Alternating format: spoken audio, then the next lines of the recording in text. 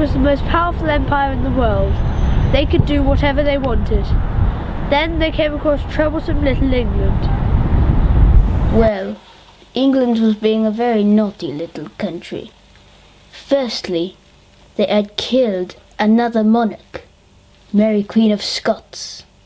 Secondly, they had interfered with our affairs. I mean, they helped Dutch protesters who were rebelling against us. Ugh, stupid island. Philip decided to send an armada to England. The armada comprised of roughly 160 ships with around 8,000 sailors and 18,000 soldiers. Who would lead this great armada? Would it perhaps be an experienced naval commander or a trained soldier? No, it was a completely inexperienced nobleman. Good job, Phil! I was tasked with leading the armada. I'm not sure why. I mean, I have no military experience and am actually prone to seasickness. I even wrote a letter to him, but that didn't change his decision. Oh well. The armada was ready. Then, on the 28th of May, they set off from Lisbon to the English Channel. Why, we're going to crush their little English skulls. I mean, win the invasion.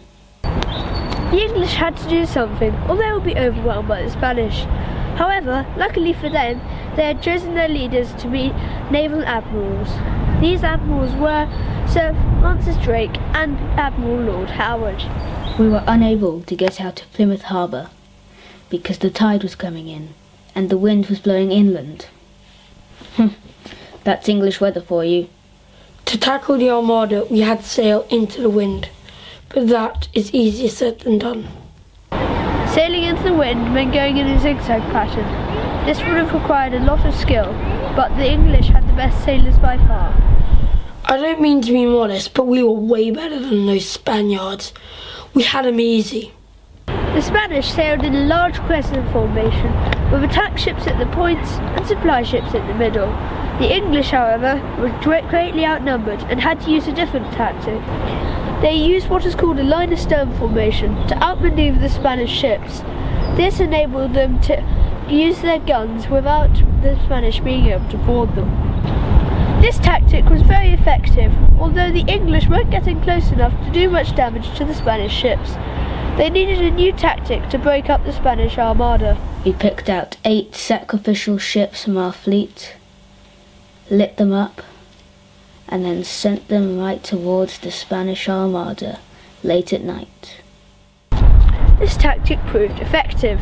The Spanish were terrified of these ships, as most ships in those days were wooden, and wood catches fire. We thought it was the devil. They drove them straight into the middle. Cannons exploded randomly. It was truly hell. Despite the fact that none of the Spanish ships caught fire, the armada was now spread across the coast of Gravelines. But instead of both attacking, Howard went off to raid a sunken Spanish ship filled with treasure. When the battle finally did happen, it was a battering. The English were able to get much closer and were able to fire off a cannonball every minute or so, whilst the Spanish were lucky if they could get a cannonball off every hour. After the battle, 1 Spanish ship had been sunk and 2 had been run aground. However, now a new threat awaited the Spanish. We were about to get run aground at Flanders, but then, luckily for us, the wind suddenly changed and pushed us into the North Sea. Phew! A lucky escape. However, the armada had now been pushed up to the North Sea, making an invasion impossible. And the English were also blocking the channel, which means the only way to get back to Spain would be to go around the entire of the British Isles. This journey killed most of the people. In the end, only a third of the ships made it back to Spain. However, the English didn't fare much better. They were told to wait out to sea in case the Spanish ever returned. However, the sailors knew the real reason. The government didn't want to pay them. That's all from History in the Local Park. Goodbye!